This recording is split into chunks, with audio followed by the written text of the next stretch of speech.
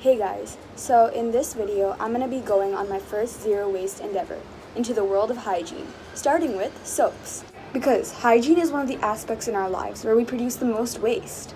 Everything from containers in which we get our hygiene products in to the non-biodegradable chemicals that are in the products, we produce a lot of waste using hygiene products. Which is why I want to make my own biodegradable soap which does not come with any packaging. The most commonly used soaps these days are store-bought.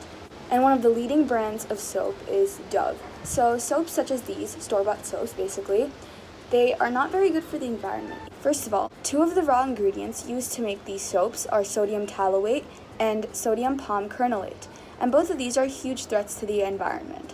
Second of all, the plastics and cardboard from soap packaging can usually not be recycled. This produces a lot of waste. Handmade soaps are far more biodegradable than store-bought soaps, because store-bought soaps have many synthetic and chemical detergents, which are non-biodegradable. Not only are they bad for the environment, but they are bad for your skin and your health too. However, in handmade soaps, the only chemical is sodium hydroxide, which is just natural lye.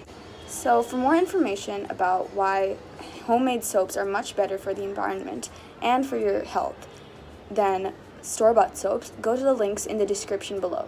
I'll be linking some websites in the description below that are really helpful for this information. So the things you will need for this soap recipe are olive oil, coconut oil, cocoa butter, ice, distilled water. You can also use battery water from the gas station. And I'll be showing you how to make distilled water too. Lye flakes, any essential oil. I'm using lavender. And castor oil. So now I'm going to start making my distilled water, but if you just want to buy yours from a store, you can skip to this timestamp to start seeing the soap making process. For the recipe of soap I'm making, the first thing that you're going to need is distilled water. Now you can buy this at a store, but in order to save money and plastic of the container which the distilled water comes in, I decided to make my own, and I'm going to show you how to. First, you're going to need a large pot, such as this, and you're going to want to fill it up with water. Then you have to put a small upturned plate or lid inside the metal pot. I don't know if you can see it, but it can look like this. Just put it inside like that. Then you need a thoroughly washed metal bowl in which you can put your distilled water. For the recipe I'm using, you need 3/4 cup of distilled water, so you don't need that big of a bowl. Put the bowl inside the pot on top of the upturned lid or plate, like so. Okay, now you need to get the lid of the huge pot that you're using, and you need to put it upside down like this on top of the pot. Now you have to turn on the heat. I'm very scared for this part. Judge.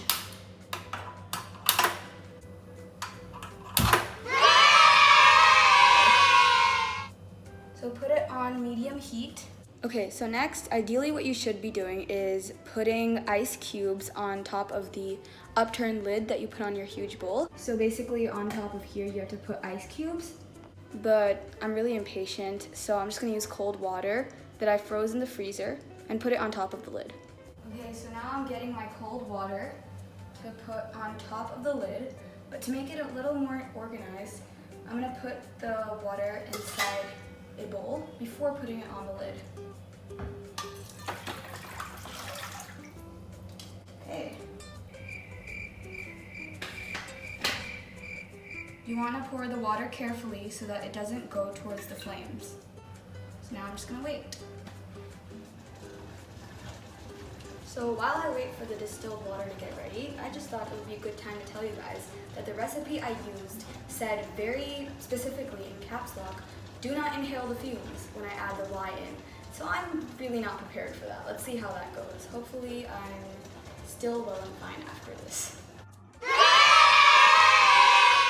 So I just switched off the fumes because the water was bubbling up like crazy and the sound was really scaring me, so I'm pretty sure it's ready now.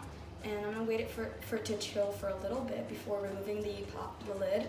So just wait for that.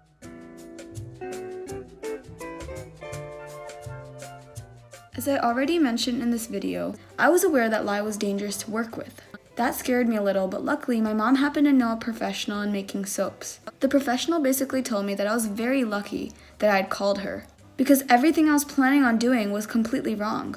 And you can go blind apparently if even one tiny particle of lye gets into your eye. So cheers to me for not having my eyeballs burnt to crisp. I learned many things about soap making while working with a professional. Firstly, that there are two ways to make soap, the hot process and the cold process.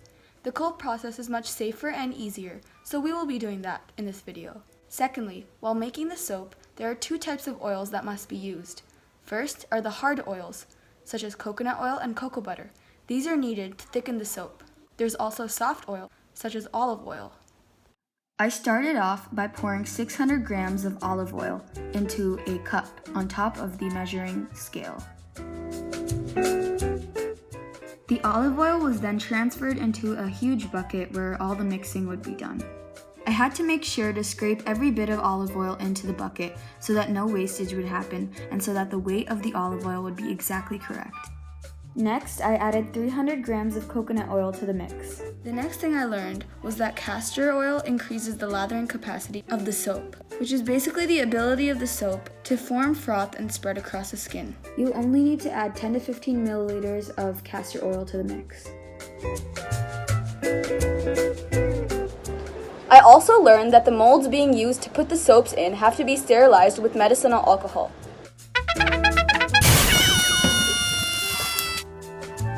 The molds were first sprayed with the alcohol.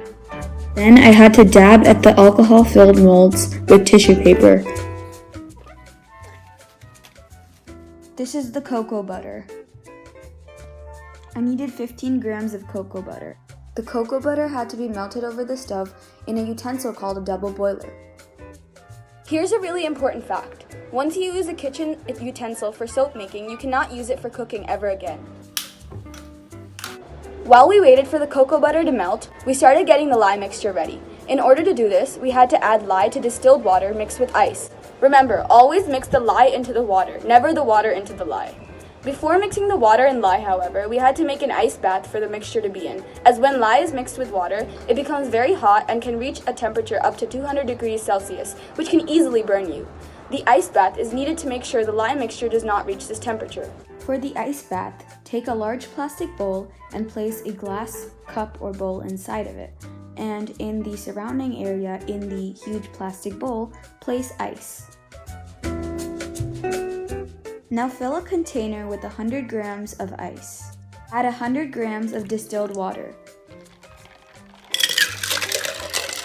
Now you have to add this to the glass cup in the center of your ice bath. Fully cover your face and wear safety goggles. I needed 145 grams of lye for the soap recipe I was making, but you can find out the amount you need using a lye calculator. Now take your ice bath and your lye to the bathroom and start stirring in the lye slowly.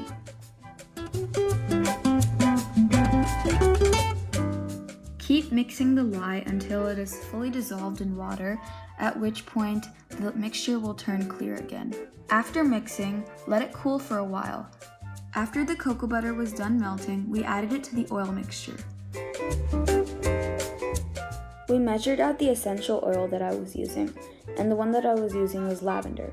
We only needed 15 milliliters of this. Now the lye mixture was added into the oil mixture slowly as I stirred, 3 times clockwise and 3 times anti-clockwise, again and again, until the mixture thickened to a porridge consistency. Next, we had to superfat the soap mixture, which means we had to add a few extra milliliters of olive oil to the soap mixture. Superfattening is done to make the soap more moisturizing to the skin. We started using a whisk after a while of stirring in order to speed up the process. After the mixture was ready, we put it into mold. I waited for around 18 hours before I took the soaps out of the mold. Here are some of the soaps that we made. So you can't tell from looking at the video, but the soaps are sort of sticky, and when I touch it, some of it gets stuck to my finger and it's hard to wash off. So that's why we have to wait approximately 2 months for the soaps to mature so that they can work like normal soaps and froth up instead of sticking to your hand.